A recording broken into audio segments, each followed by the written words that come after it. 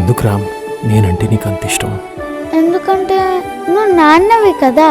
Watch our film Anaganaga premieres May 15th only on ETV Win.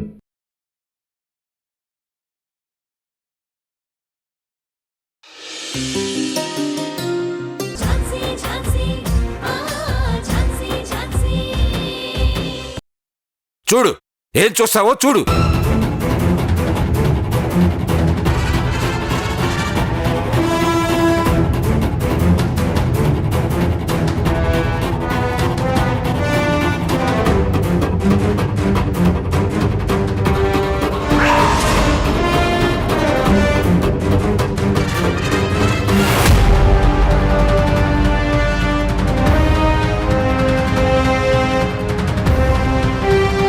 Rakesh పిల్లలు Sweety Vamsi మీద మృణాల్ని హత్యాయత్నం చేసిందని ఝాన్సీ కోర్టు నోటీస్ పంపించింది నాన్న.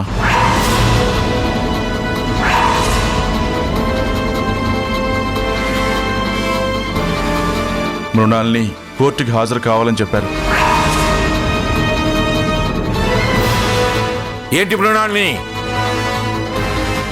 ఏం జరుగుతుంది ఇంట్లో? చెప్పు, సమాధానం చెప్పు. తలదించుకుంటావు ఎందుకు? సమాధానం చెప్పు. ఈ ఇల్లే కోర్టు, నేనే జడ్జి. ముందు నాకు సమాధానం చెప్పు. డాడ్, ఆ ఝాన్సీ ఏదో అర్థం పర్థం లేని కోర్టు నోటీస్ పంపిస్తే మీరిలా సీరియస్ అవుతున్నారేంటి? మాట్లాడకో.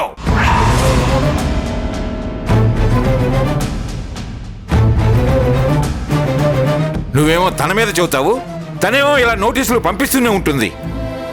ఆ ఝాన్సీకి తోడు నువ్వు కూడా ఇంటి పరువు తీస్తున్నావు. డాడ్, నేనెప్పుడు ఈ ఇంటి గౌరవాన్ని, మీ గౌరవాన్ని నిలబెట్టాలని చూస్తాను. అవును, చూస్తావు, చూస్తూనే ఉంటావు.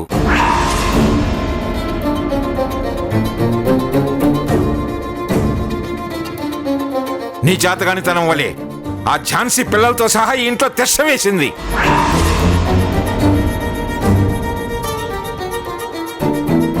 నీ చేతగానితనం వలే ఈ ఇంటి పరువు మర్యాదలు పోలీస్ స్టేషన్ల చుట్టూ, కోర్టుల చుట్టూ తిరుగుతున్నాయి.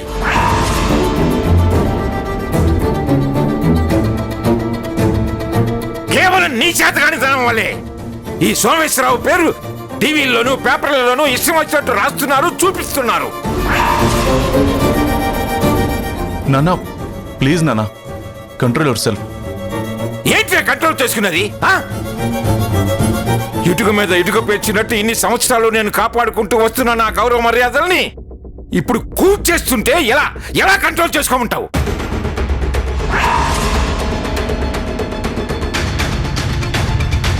పోయిన పరువు చాలు. Enough is enough. మొన్నేమో మీ ఆయన్ని బయటికి తీసుకురావడానికి నువ్వు కోర్టుల చుట్టూ తిరిగావు. ఇప్పుడు నీ కోసం నువ్వు కోర్టుల చుట్టూ తిరుగుతున్నావు.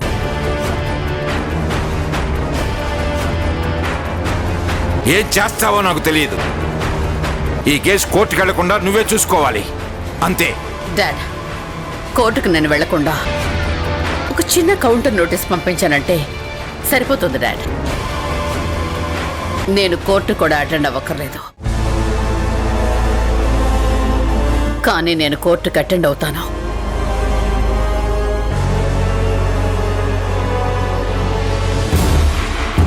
ఆ ఝాన్సీ ఇంకొకసారి ఇలాంటి పని చేయకుండా తనకి బుద్ధొచ్చేలా చేస్తాను. అందుకే నేను కోర్టుకు వెళ్తాను డాడ్. నా కడుపున చెడబుట్టావు. చిచి.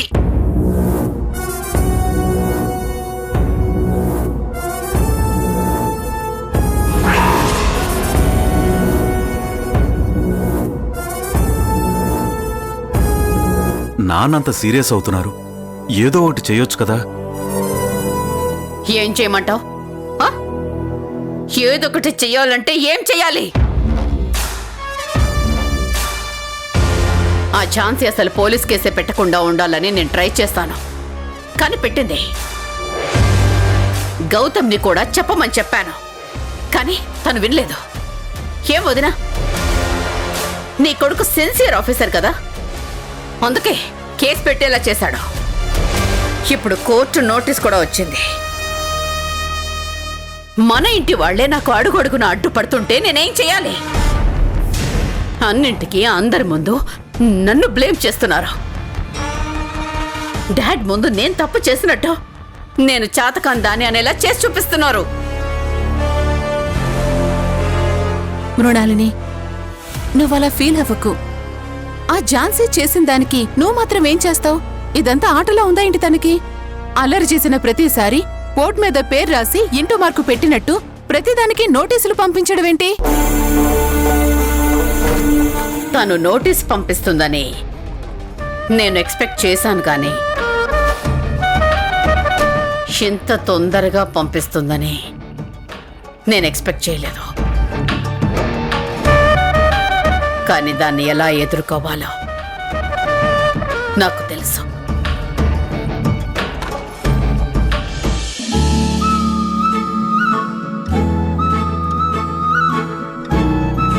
రాణి, అక్క, ఏంటక్క ఇలా వచ్చావు? పిల్లల్ని స్కూలుకు పంపిస్తున్నావా? అవును రాణి, నాకు కోర్టులో పనుంది. నువ్వు పిల్లల్ని స్కూల్కి తీసుకెళ్ళు. నేనా? మళ్ళీ వాడొచ్చి పిల్లల్ని ఏమైనా చేస్తాడేమో. అయినా వాడు దొరికేంత వరకు పిల్లల్ని స్కూల్కి పంపించకపోతేనే మంచిదేమో అక్క. ముందు నేను కూడా అలాగే అనుకున్నాను రాణి. కానీ వాణ్ణి పట్టుకోవాలి అంటే పిల్లలు ఖచ్చితంగా స్కూల్కి వెళ్ళాలి అని గౌతమ్ గారు చెప్పారు. ఆయన చెప్పింది కూడా కరెక్టే అనిపించింది. అందుకే పిల్లల్ని స్కూల్కి పంపించడానికి ఒప్పుకున్నాను. రిస్క్ ఏమో అక్క. అదేం లేదు రాణి, అక్కడ పిల్లలకి సెక్యూరిటీగా ఒక కానిస్టేబుల్ని కూడా పెట్టారు. నువ్వేమీ భయపడాల్సిన అవసరం లేదు. ఝాన్సీ గారు,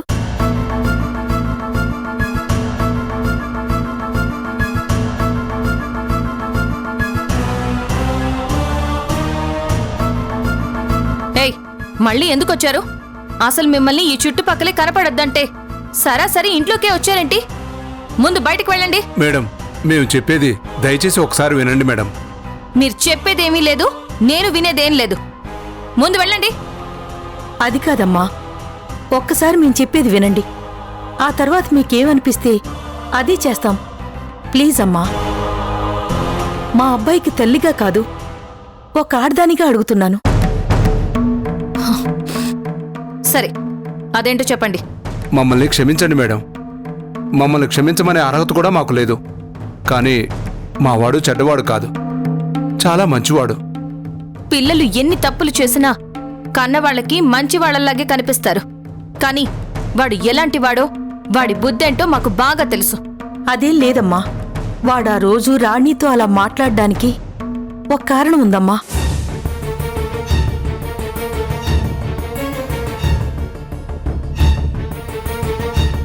మళ్ళీ ఇదొక నాటకమా? అమ్మా, నా పసుపు కుంకాల మీద ఒట్టేసి చెప్తున్నాను, మేమిక్కడికొచ్చే ముందు ఒక ముసుగు మనిషి మా ఇంటికొచ్చాడు.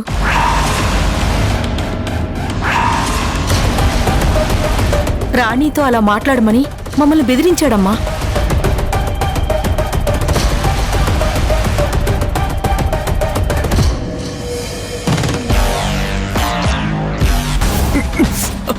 చెప్పింది అర్థమైంది కదా? అయ్యో, ఆ పిల్ల చాలా మంచిది, మేము అలా చేయలేము. ఏయ్! నేను చెప్పింది చెప్పినట్టు చేయకపోతే మీరు ఆ ఇంటి గడప దాటిన మరుక్షణమే మీ ముద్దుల కొడుకు ప్రాణాలు గాల్లో కలిసిపోతాయి. చెప్పింది అర్థమైందా? నువ్వు ఆ పిల్లతో నేను చెప్పినట్టు మాట్లాడతావో లేదంటే మీ అందరి ప్రాణాలు తీసుకుంటారో బాగా ఆలోచించుకోండి. ఒక్కటి మాత్రం నిజం, నేను అనుకున్నది జరగకపోతే నేను హర్ట్ అవుతాను. నేను హర్ట్ అయితే నేను చెప్పినట్టే చేస్తాను. జాగ్రత్త.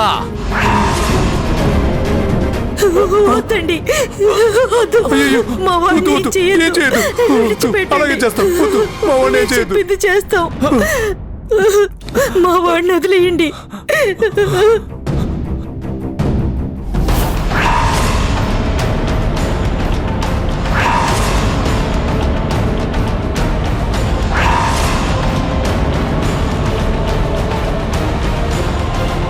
ఇంతకు ముందు వాడు మిమ్మల్ని బెదిరించాడు కాబట్టి భయపడి అలా చేశారనుకుందాం. కానీ మళ్ళీ వచ్చి నిజం చెప్పే అంత ధైర్యం ఇప్పుడు మీకెలా వచ్చింది? వాడు మా ఇంటికి వెళ్ళిన తర్వాత తప్పు చేశానని చాలా కుమిలిపోయాడమ్మా. ఈ విషయం మీకు చెప్దామన్నాడు.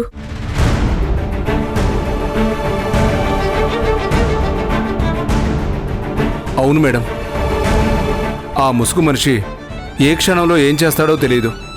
అందుకే ఆ విషయం మీకు చెప్పకుండా ఉందామని వీడికి చాలా చెప్పి చూశాం, కానీ వీడు వినలేదు.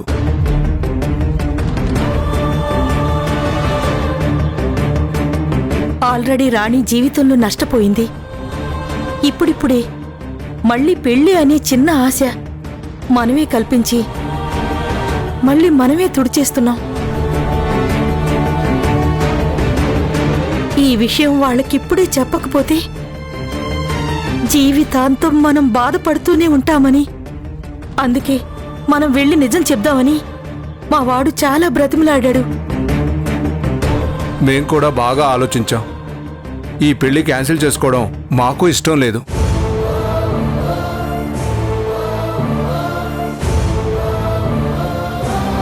పైగా రాణి పక్కన మీరున్నారని, అంతా మీరే చూసుకుంటారని మా చుట్టాలు కూడా మాతో చెప్పారు. నీ ధైర్యం చూసుకుని మేం మళ్ళీ ఇలా జరిగింది చెప్తున్నాం. మా వాడు రాణిని పెళ్లి చేసుకోవడానికి ఇప్పుడు కూడా సిద్ధంగానే ఉన్నాడమ్మా.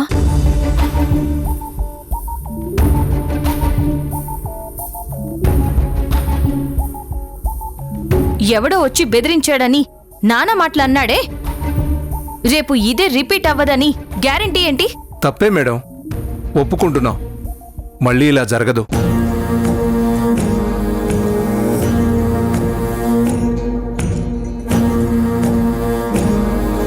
నా కొడుకు రాణిని ప్రాణంలా చూసుకుంటాడమ్మా. అందుకు మేము గ్యారంటీ.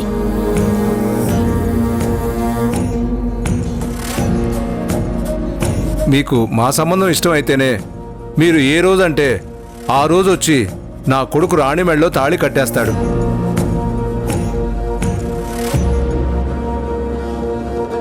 పెళ్లి కూడా కేవలం మన మధ్య గుళ్ళో చేసుకోవాలనేదే మా వాడి కోరిక. మేం కూడా చాలా సింపుల్గా చేస్తేనే బాగుంటుందని అనుకుంటున్నాం. ఒక్క నిమిషం.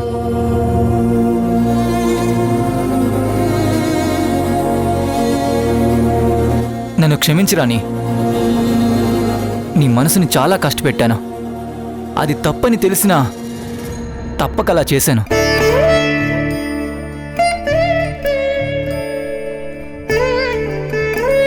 కానీ ఇకపై ఎప్పుడూ అలా చేయను.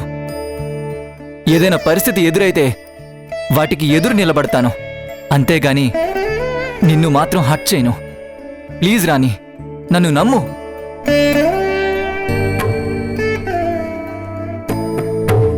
ఏమంటారు మేడం? సరే, మీరు వెళ్ళండి. నేను పంతులు గారితో మాట్లాడి మంచి రోజు చూసి కాల్ చేస్తాను. అలాగేనమ్మా, చాలా సంతోషం చాలా అమ్మా. సంతోషం. వస్తామమ్మా. వస్తావమ్మా? రారా. వస్తాను రాణి. రారా.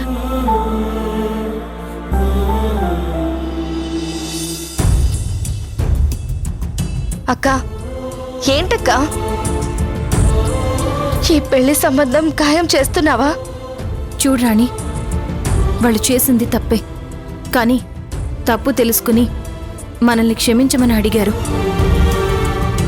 మనం మనుషులం. ఏవో సిచ్యువేషన్స్ వల్ల కొన్నిసార్లు తప్పు చేయడం సహజమే. వాళ్ళు చేసింది తప్పే అని క్షమించమని ప్రాధేయపడినప్పుడు మనం వాళ్ళని క్షమించాలి.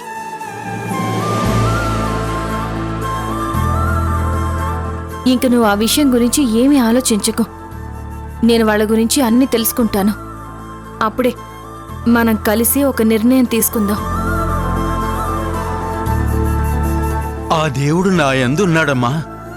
అందుకే మళ్ళీ వాళ్ళు తిరిగొచ్చారు. నువ్వు పిల్లల్ని తీసుకుని స్కూలుకి వెళ్ళు, నేను కోర్టుకు వెళ్తాను. రాణి, పిల్లల్ని స్కూలుకి తీసుకెళ్ళడానికి భయపడుతున్నావా? అయితే వద్దులే, నేనే తీసుకెళ్తాను. లేదక్క, నేనే తీసుకెళ్తాను. నువ్వు కోర్టుకు వెళ్ళు. అయినా నీకోసం నా ప్రాణం ఇవ్వమన్నా ఇస్తానక్క. ఏమాత్రం చెయ్యలేనా?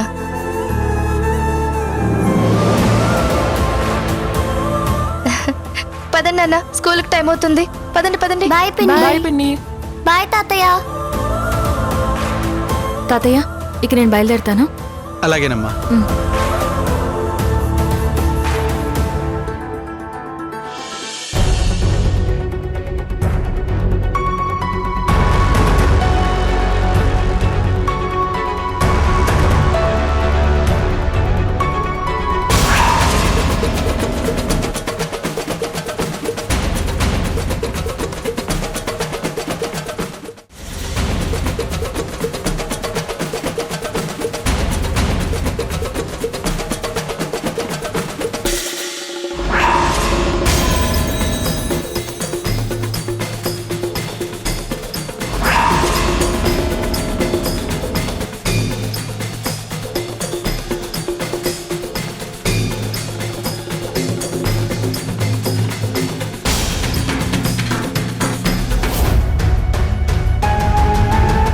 ఝాన్సీ గారు, మీరేంటిలా వచ్చారు? కోర్టుకు వెళ్ళలేదా? వెళ్తున్నాను. వెళ్లే దారిలో మిమ్మల్ని కలుద్దామని. ఏదైనా ప్రాబ్లం? అదేం లేదండి. పిల్లల్ని స్కూల్కి పంపించారా? పంపించాను. రాణి తీసుకెళ్ళింది. పిల్లల విషయంలో మీరేమి టెన్షన్ పడకండి. అక్కడ కానిస్టేబుల్ ఉన్నాడు. తెలుసండి. నేను మీతో ఒక ముఖ్యమైన విషయం చెప్పడానికి వచ్చాను. ఏంటది? మీకు ఆల్రెడీ చెప్పాను కదా, రాణిని చూసుకోవడానికి వచ్చిన అబ్బాయి రాణితో ఇబ్బందిగా మాట్లాడాడు అని. అవును, వాడిని కొట్టి వార్నింగ్ ఇచ్చి పెళ్లి కూడా క్యాన్సిల్ చేశారు కదా. వాళ్ళు మళ్ళీ వచ్చారండి. ఏమంటున్నారు? ఆ అబ్బాయి కావాలని అలా ప్రవర్తించలేదట. ఎవరో ముసుగు మనిషి వచ్చి రాణితో అలా మాట్లాడమని బెదిరించాడట.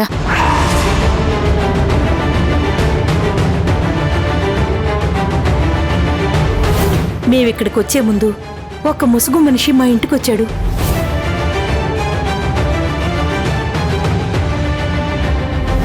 రాణితో అలా మాట్లాడమని మమ్మల్ని బెదిరించాడమ్మా. నిజానికి ఈ సంబంధం వద్దనుకోవచ్చు, కానీ నిజంగానే ఆ అబ్బాయి మంచివాడైతే రాణికి ఒక మంచి సంబంధం మిస్ చేసినట్టే అవుతుంది కదా. అవును, అది నిజమే.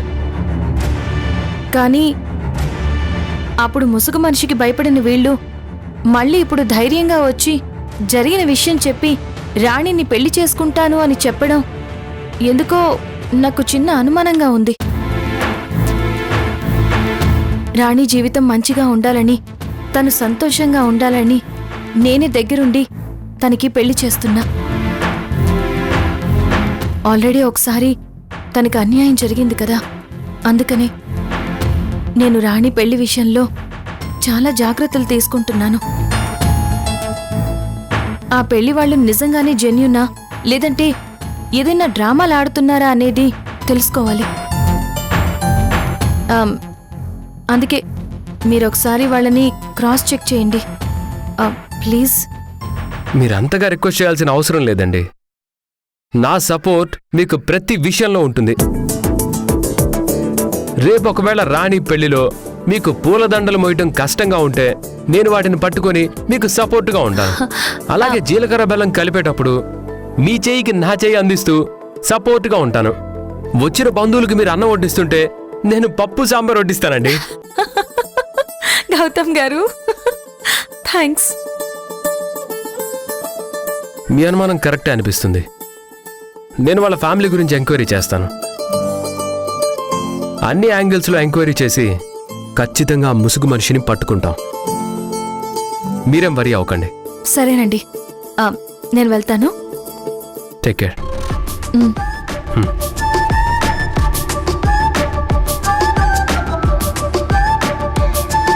ఝాన్సీ గారు అందరి గురించి పట్టించుకుంటారు, కాస్త నా గురించి కూడా ఆలోచించండి.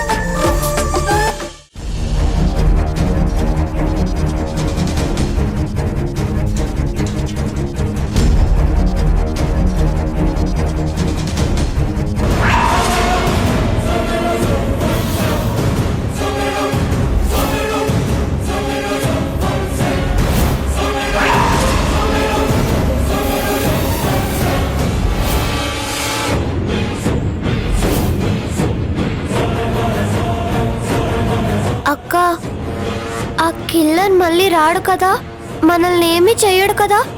మీరేం భయపడకండి నాన్న, మీకేమీ కాదు. ఆ బ్యాడ్ మ్యాన్ వస్తే పోలీస్ అంకుల్ పట్టుకుంటాడు. మనకు పిన్ని బాబాయ్ అండగా ఉన్నారు కదా, మనకి ఏమీ కాకుండా వాళ్ళు చూసుకుంటారు.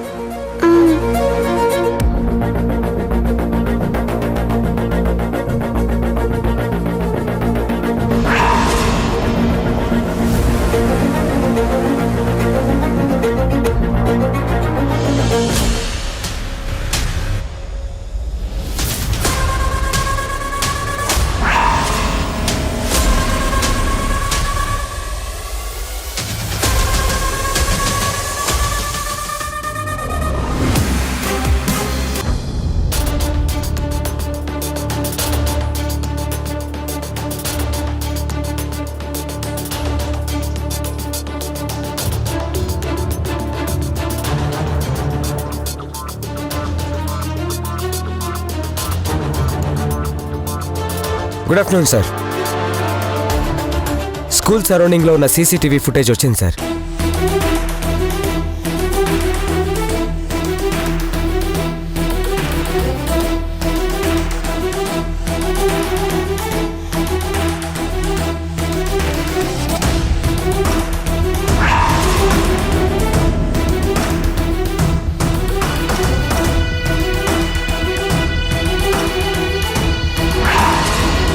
మాధవ్ గారు, వీడే కదా?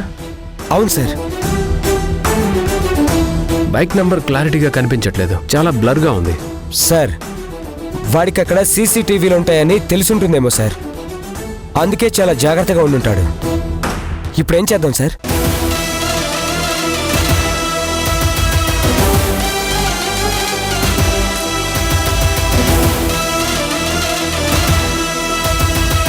అసలు నాకు తెలిసి ఈ పిల్లల మీద అటాక్ జరగుండదు.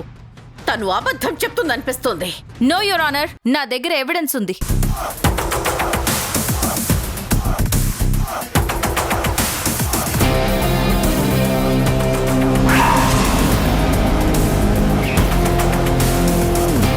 మృణాలిని గారు, ఈ ఫోటోలో ఉన్నది మీరేనా?